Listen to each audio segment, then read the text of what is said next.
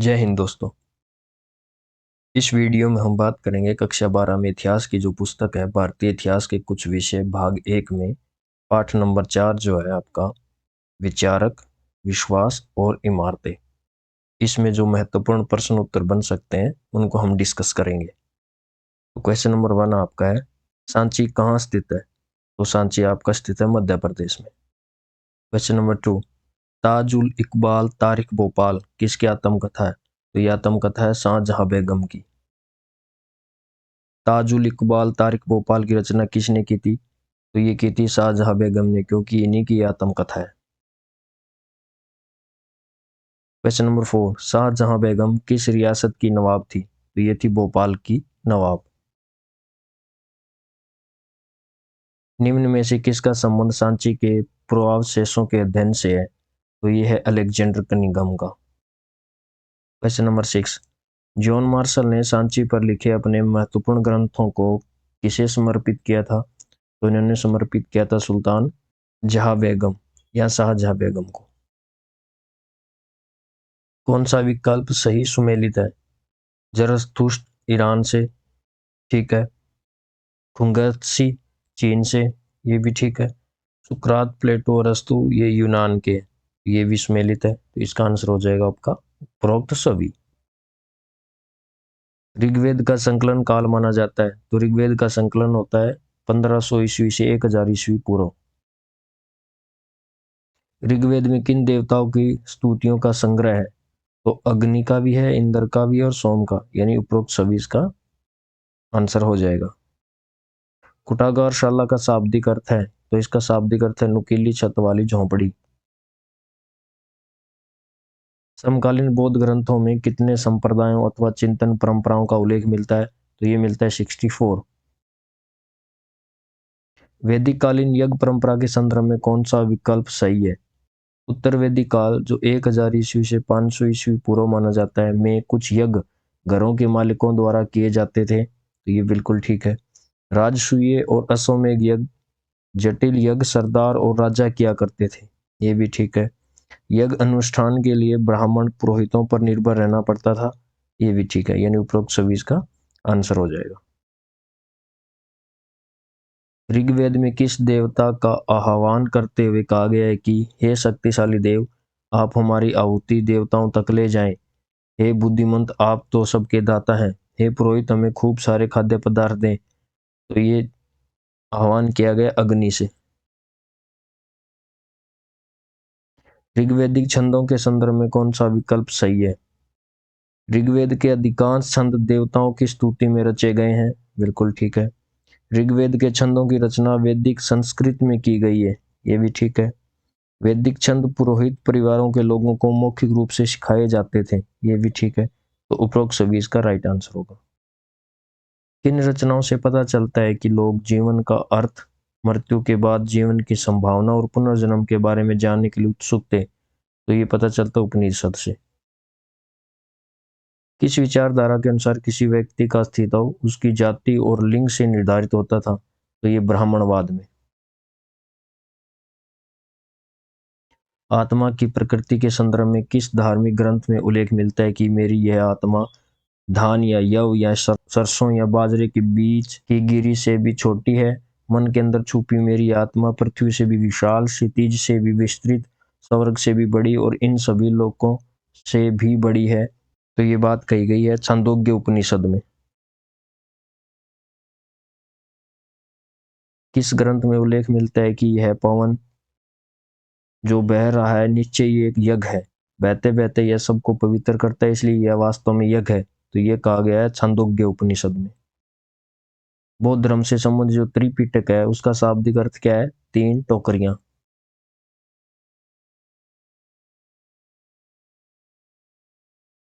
वैशाली या वैशाली का पाली भाषा में रूप, यानी जो वैशाली है वो वैशाली का ही पाली भाषा में नाम है। तो इस ये कहाँ स्थित है? तो ये स्थित है बिहार में। बुद्ध की शिक्षाओं का संकलन 5वीं 4वीं शताब्दी ईस्वी पूर्व में कहाँ किया गया? तो ये किया गया वैशाली में। किस पिटक में बुद्ध की शिक्षाओं का संकलन किया गया? तो बुद्ध की शिक्षाओं का संकलन किया गया आपका सुत्त पिटक में। किस पिटक में दार्शनिक विषयों का संकलन किया गया है? तो ये किया गया अभिधम पिटक में। किस पिटक में संघ या बौद्ध मठों में रहने वाले लोगों के लिए नियमों का संकलन मिलता है? तो ये मिलता है विनय पिटक में। क्षेत्र विशेष के बौद्ध इतिहास ग्रंथ दीपवंश और महावंश का संबंध किस देश से है? तो ये संबंध श्रीलंका से। महात्मा बुद्ध की शिक्षाओं व प्रवचनों के संदर्भ में कौन सा विकल्प सही है? बुद्ध चर्चा और बातचीत करते हुए मौखिक शिक्षा देते थे। बिल्कुल ठीक है। महिलाएं, पुरुष, बच्चे इन प्रवचनों को सुनकर इन पर चर्चा करते थे। ये भी ठीक है। बुद्ध के किसी भी संभाषण का उनके जीवन काल में नहीं लिखा गया। तो ये भी ठीक है। तो इसका आंसर हो जाएगा उपरोक्त सभी।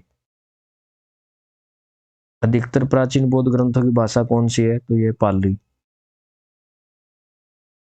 बौद्ध धर्म के पूर्व एशिया में प्रसार के बाद बौद्ध ग्रंथों की खोज में भारत आने वाले फा सियन, स्वांतसांग जैसे तीर्थयात्रियों का संबंध किस देश से है? तो इनका संबंध था चीन से। अजातशत्रु कहाँ के शासक थे? तो ये शासक थे मगध के। निम्न में से कौन आजीविक परंपरा से संबंधित थे? तो ये थे संबंधित थे मखली गोसाल। ऐसे लोग जो विश्वास करते थे कि सब कुछ पूर्व निर्धारित है अथवा नियतिवाद का संबंध किस परंपरा से? तो नियतिवाद का संबंध है आजीविक परंपरा से। निम्न में से कौन से उपदेशक लोकायत या भौतिकवादी परंपरा से संबंधित है? भौतिकवादी परंपरा से संबंधित है अजित केशकमलिन। Question number 33। वे महापुरुष जो पुरुषों और महिलाओं को जीवन रूपी नदी के पार पहुंचाते हैं क्या कहलाते हैं? तो उनको कहते थे तीर्थंकर।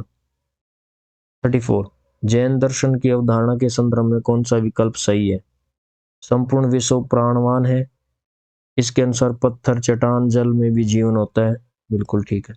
जीवों के प्रति अहिंसा, विशेषतः इंसानों, जानवरों, पेड़ पौधों, कीड़े मकोड़ों को न मारना जैन दर्शन का केंद्र बिंदु है। ये भी बिल्कुल ठीक है।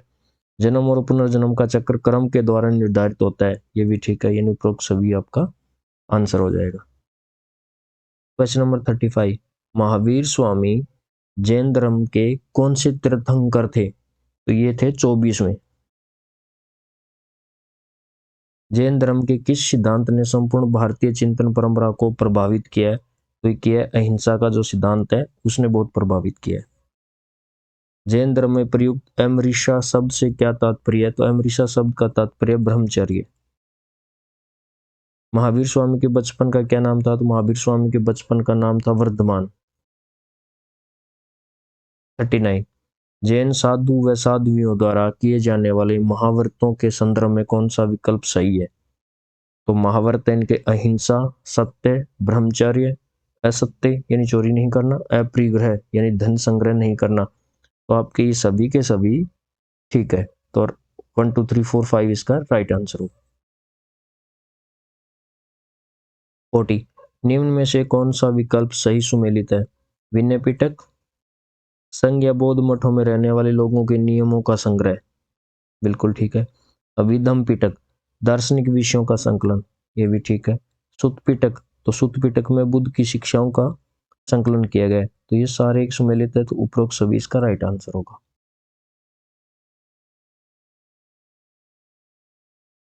41। किस दार्शनिक का कथन है?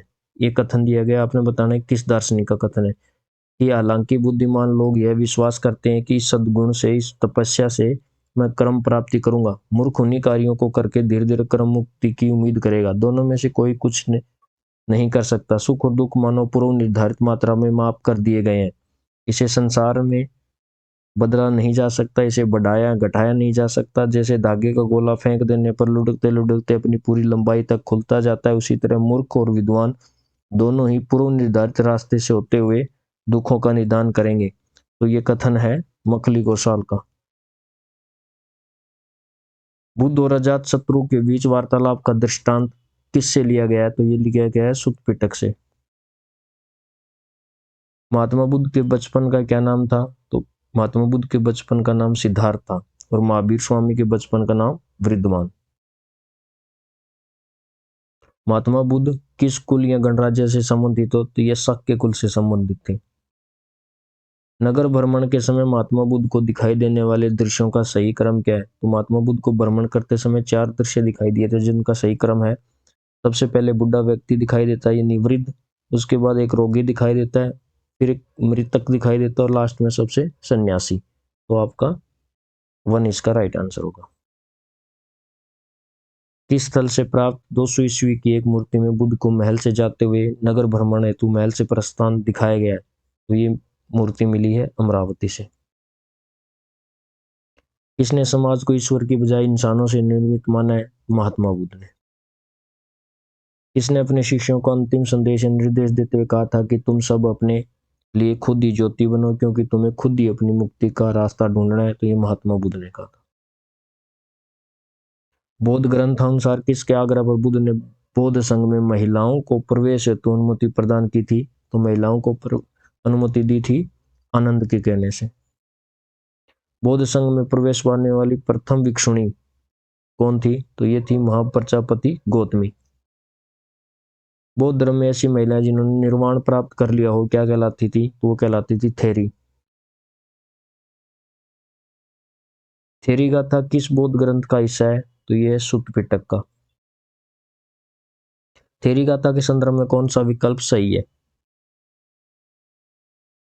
इसमें भिखुनियों द्वारा रचित छंदों का संकलन किया गया है, बिल्कुल ठीक है। इसमें महिलाओं के सामाजिक और आध्यात्मिक अनुभवों के बारे में अंतर्दृष्टि मिलती है, बिल्कुल ठीक है। इसमें पूना नामक दासी जो अपने मालिक के घर के लिए प्रतिदिन सुबह नदी का पानी लेने जाती थी तथा नित्य नदी में स्नान कर्म करते हुए ब्राह्मण के मध्य वार्तालाप का रोचक वर्णन मिलता है, ये भी ठीक है।